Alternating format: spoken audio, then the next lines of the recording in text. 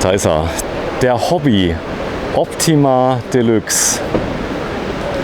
In der Variante T70 GE. Und hier ist Jörg. Grüß dich, Jörg. Grüß dich, hallo.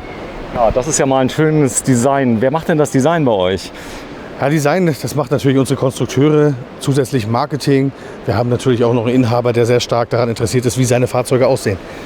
Ja, es ist richtig schick geworden. Das heißt, in Grau, so weiß auf weiß. So die 4x4 Offroad-Camper nennen ja solche Fahrzeuge weiße Ware.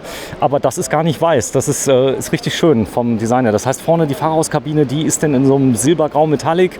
Und das geht dann ins Weiße über. Schon schick, oder?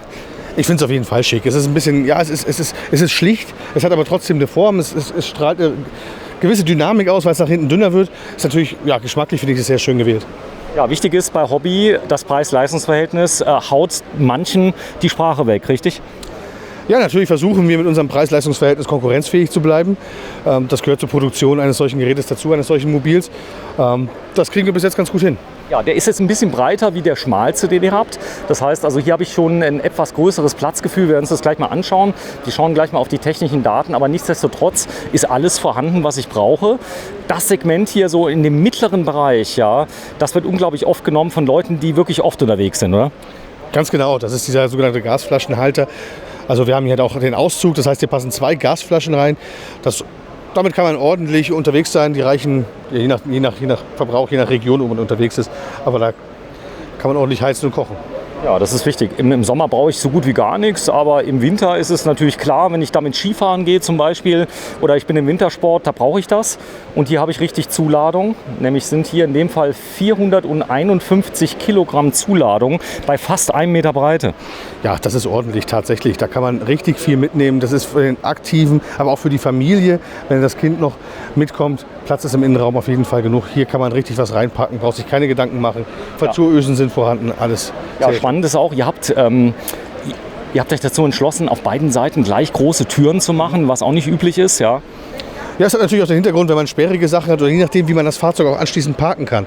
Man möchte ja nicht immer um das Auto rumgehen, also man möchte so viel wie möglich Features haben, um das Ein- und Ausladen so einfach wie möglich zu gestalten. Ja, man kann, wie man sieht, selbst wenn man hier Surfbretter mitnimmt oder Fahrräder, es ist überhaupt kein Problem, von beiden Seiten gemütlich ranzukommen, um die Ladung aus- und einzuladen. So, wir schauen uns das gleich mal an. Ja, natürlich die Sattantenne darf nicht fehlen, das kann man dann bestimmen. Hier vorne habe ich dann nochmal die Entsorgung, hier ist das Abwasser mit drin. Und die technischen Daten, die gehen wir gleich mal durch. Denn klar ist, diese Fahrzeuge haben auch einen Abwassertank, der kann aufgesammelt werden. Die haben einen Frischwassertank, da ist das Wasser mit drin. Ich bin komplett autark. Ich habe neben der Fahrzeugbatterie habe ich noch eine extra Batterie, die nur fürs Wohnmobil ist, für den Aufbau. Ganz genau, wir haben hier 2 Batterien drin, optional kann man sogar gut, je nachdem, also man kann das beim Händler erfragen, aber es ist möglich, hier noch eine 3. Aufbaubatterie einzubauen. Das heißt, man ist komplett autark, wie du schon gesagt hast. Man kann hinfahren, man kann sich den Standort selbst wählen, man hat das Wasser dabei, man hat alles dabei, was man braucht, kann einfach stehen bleiben und loslegen. Ja, hier steht es, Optima Deluxe T70 GE. Wie er hier steht, kostet 73.211 €. Das ist schon Deluxe, das klingt schon nach nicht gerade dem Einsteigermodell. Das ist schon gehoben. Das ist richtig, das ist auf jeden Fall gehoben. Natürlich haben wir hier ein Produkt und ein Fahrzeug, das dem Einsteigermodell nicht entspricht. Wir haben hier tatsächlich eine Oberklasse. Mit Raumbadkonzept, das wollen wir uns gleich mal anschauen, wie es ist. Ja, interessant finde ich die Integration von der Markise, das ist euch unglaublich gut gelungen, das heißt, sie fällt überhaupt nicht mehr auf. Nein, tatsächlich, sie geht so ein bisschen unter, also auf den ersten Blick würde man sie wahrscheinlich gar nicht erkennen, man muss hinschauen, dass da oben was draufgebaut ist und dann handelt es sich tatsächlich um eine Markise und das finde ich auch sehr schön. Ja, schöne Integration, der Mülleimer darf nicht fehlen, denn das ist das, was viele nachrüsten wollen, das ist bei euch serienmäßig, auch bei den Wohnwagen, die sind auch sehr, sehr groß, muss ich sagen, und auch die Aufbautür, die ist schick, denn das große Fenster, da kann man sehen, wer reinkommt, was noch viel wichtiger ist, wer davor steht. Wenn Kinder nämlich da stehen, man reißt die Tür auf, man kann durchgucken. Das ist auf jeden Fall sinnvoll. Das, was du gesagt hast, ist gar nicht so uninteressant. Die Türen, sie haben jetzt zwar kein großes Gewicht, aber wenn man sie aufmacht, haben sie ja doch eine ziemlich große Range, sage ich mal. Und wenn dann jemand vor der Tür steht, man sieht das nicht, dann kriegt er die vor den Kopf und das tut dann weh. Ja, kann zu Unfällen kommen. Patricia, ich grüße dich herzlich. Ja, ich zeig mal gerade, das da wäre jetzt dein Netflix-Fernseher, der ist da drin. Das ist nur eine Attrappe, die hier drin ist. Und du hast jetzt unglaublich viele Wohnmobile, haben wir schon gesehen. Das ist jetzt eins von Hobby, schon etwas größeres, knapp über 70.000 €. Gefällt's dir? Ja, sehr schön. Also ich habe hier wieder diese weißen Schränke. Diese weiße Farbe macht es halt unglaublich hell und auch so irgendwie groß. Ja, das erweitert, glaube ich, das Ganze. Das ist aber schwer ein Trend. Man hat also Holztöne mit Weiß. Ich glaube, das dominiert im Jahr 2020 auch bei den Kollegen. Ich denke auch, das liegt aber auch, wie Patricia schon bereits gesagt hat, das liegt auch daran, dass das Raumgefühl einfach viel größer wird. Das wirkt freundlicher, heller und der Raum insgesamt größer.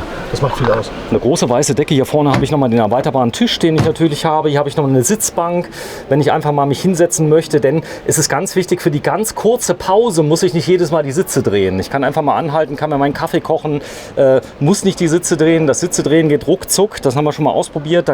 Es gibt es von Dutzenden von unseren Videos, kann man das sehen. Ja, das Fiat-Fahrgestell mittlerweile angekommen. Euro 6, ja, komplett. AdBlue-Technik ist jetzt drin. Das war ja immer ein Problem. Deswegen hattet ihr zwischendurch sogar Citroën gewählt, ja, weil die AdBlue hatten. So, aber jetzt Fiat auf dem Stand der Technik. Fiat auf jeden Fall auf dem Stand der Technik. Da braucht man sich auch keine Gedanken mehr machen. Es ist alles überprüft. Natürlich arbeiten wir auch in diesem Bereich mit unheimlich vielen Institutionen zusammen, dass wir gewährleisten können, dass die Fahrzeuge auf dem Markt und auf der Straße gut unterwegs sind und den absoluten Anforderungen entsprechen. Viel Licht, also hier vorne das Fenster, das darf nicht fehlen. Das ist übrigens ganz einfach zu bedienen. Man kann es ruckzuck, also ich muss nichts kurbeln, einfach hochmachen, fertig. Die Bedienung ist ein bisschen anders, haben wir ein Video zugedreht, könnt ihr euch mal anschauen, wie das Ganze funktioniert. Und das ist die Küche, wichtig ist die Ablage. Und hier hatte ich schon mal gesehen, da ist ein Fernseher drin, aber diese Ablagen, diese Erweiterungen von den Ablagen, das fordern die Kunden massiv. Das heißt, ich kann ja was abstellen. Es ist tatsächlich so. Es ist nicht nur das Design, dass man so eine Tresenoptik hier hat, sondern, wie du schon sagst, die Erweiterung der Ablagen. Man hat ein bisschen mehr Stellfläche. Wir sind hier im Reisemobilbereich natürlich ein bisschen, ja, es ist alles ein bisschen gedrungener.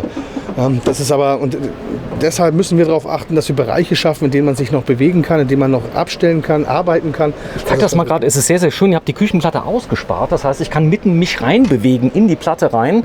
Das gilt jetzt gerade für Personen, die wie die Patricia 1,67 Meter, da gibt es ja Leute, die sind noch ein bisschen kleiner, die kämen sonst gar nicht mehr oben ran. Das ist so. Und hier bin ich so nah dran, dass ich problemlos an die Schränke rankomme. Ganz genau, das ist wichtig. Es soll natürlich auch alles ein bisschen eine gewisse Ergonomie haben, einer gewissen Ergonomie entsprechen. Es soll alles gut erreichbar sein, bequem erreichbar sein, ohne dass man sich verrenken muss.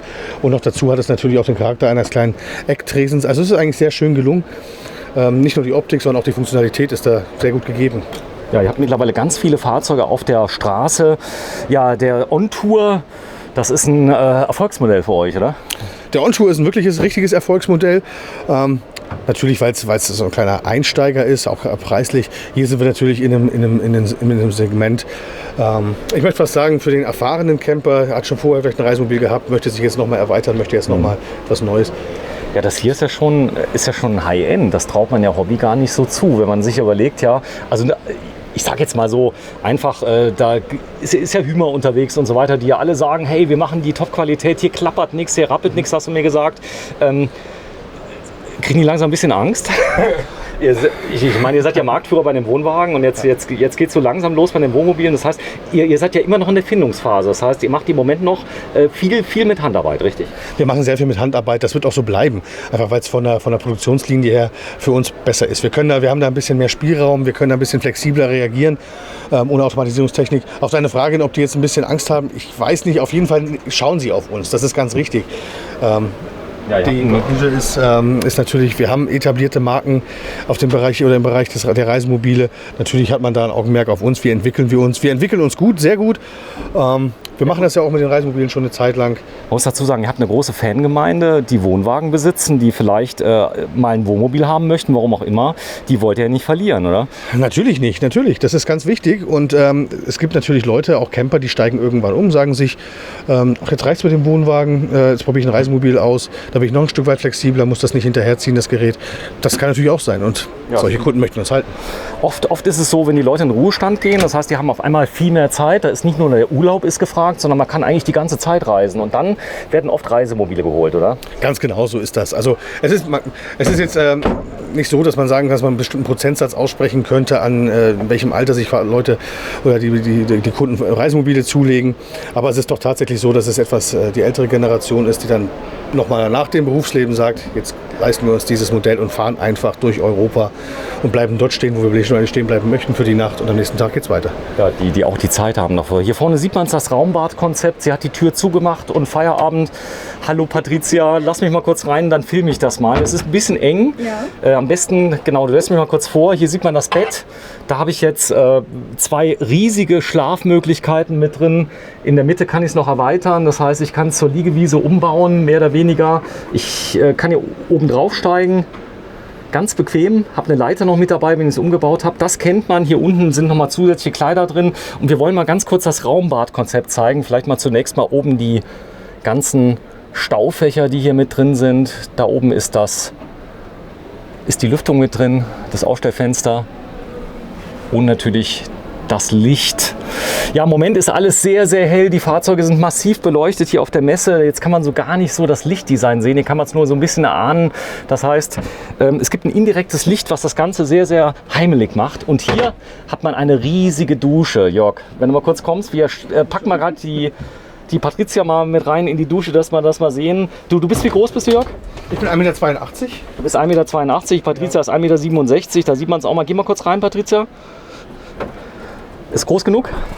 Ja, also ich könnte mich hier ohne Probleme duschen und ich finde das echt super, dass es hier so eine Tür gibt. Wie nennt man die nochmal, diese Tür? Mit zwei Funktionen? Ja, genau. Das ist so einen speziellen Namen. Ja, ich komme jetzt auch nicht mehr drauf. Ich drehe jetzt am Tag Nummer 6 und ich habe es auch vergessen. Ist aber nicht so schlimm. Auf jeden Fall schafft sie wirklich ein separates Raumgefühl. Die kann man zumachen, die Tür. Genau. Zwischen Dusche bzw. zwischen Badezimmer und dem Schlafbad. Was wir sperren den Jörg mal ganz kurz aus. Wenn du mal kurz rausgehst, die Tür mal zumachst, dann sieht man das. Und tschüss, ich mache mich fertig. Und das Coole ist, auf der Rückseite von der Tür, die ist Hochglanz. Eine ganz andere Optik. Also richtig schick. So, meine Schärfe zieht sie kaum die Tür. Und hier vorne habe ich dann noch einen drehbaren Toilettensitz mit drin. Ich habe eine sehr, sehr reduzierte Optik mit drin. Fast schon schick modern, richtig? Ja, und einen riesen Spiegel. Ja, dahinter sind natürlich auch Schränke drin, ein Waschbecken mit drin. Ja, cool. Und das Wichtigste ist natürlich die Wäscheleine, die hier oben drüber ist. Eine ganz moderne Armatur ist mit dran. Und da unten ist die Möglichkeit, dass ich da noch jemand draufstellen kann, zum Beispiel den Junior, den ich da mal mit abwaschen kann. Ja, wir gehen mal raus. Geh mal vor. Und dann zeige ich noch mal ganz kurz das Bett. Und das ist ja ganz, ganz wichtig. Das heißt, man geht hier hoch, schläft gut. Und die Matratzenauswahl, ich nehme an, da kann ich auch verschiedene Typen wählen von Matratzen, oder? Genau, wir haben einmal Federkernmatratzen und Schaumstoffmatratzen. Das sind die beiden Versionen, die wir zur Verfügung stellen oder die wir anbieten. Das ist natürlich dann auch eine Geschmackssache oder je nachdem, wann der Kunde seine Matratze ersetzen möchte, dann sind natürlich Schaumstoffmatratzen etwas billiger. Ich bin ja immer noch im Wohnmobil, muss man sagen. Also jetzt von der Größe. Wir schauen mal auf die technischen Daten und sage ich euch mal, wie groß das Fahrzeug ist. Und das Beste ist, Sie machen sich selber ein Bild. Das heißt, beim Händler vorbeigehen, leider die Qual der Wahl. Optima Deluxe T70 GE. Auch das stellvertretend für unglaublich viele Reisemobile, die hier stehen von Hobby. 73.211,60 Euro ist der Listenpreis, aber ich habe schon gehört, der Jörg sagt, da geht noch ein bisschen was beim Händler. Außerdem ist ja auch in Zahlungnahme Altfahrzeuges möglich. Ich habe sogar gehört, die Händler nehmen nicht nur Wohnmobile in Zahlung, sondern auch Fahrzeuge, richtig, ja. Alles, was 4 Räder hat, viele. Es ist tatsächlich, also wir haben auf dem Markt, gerade im Bereich Wohnwagen, Reisemobile ist der Werterhalt der Fahrzeuge sehr, sehr hoch und das kommt natürlich den Kunden auch zugute, die ihr Fahrzeug in Zahlung geben möchten. Da ist für den Endkunden noch mal richtig was rauszuholen, auf Deutsch gesagt, und damit die Zuzahlung entsprechend geringer. Da ist es, ja, von Hobby. Ein großes Reisemobil, es wird mal gerade wieder geputzt. Vielen, vielen Dank fürs Zuschauen und vielen Dank Jörg Naumann, richtig? Ganz genau, gern geschehen. Danke. Tschüss.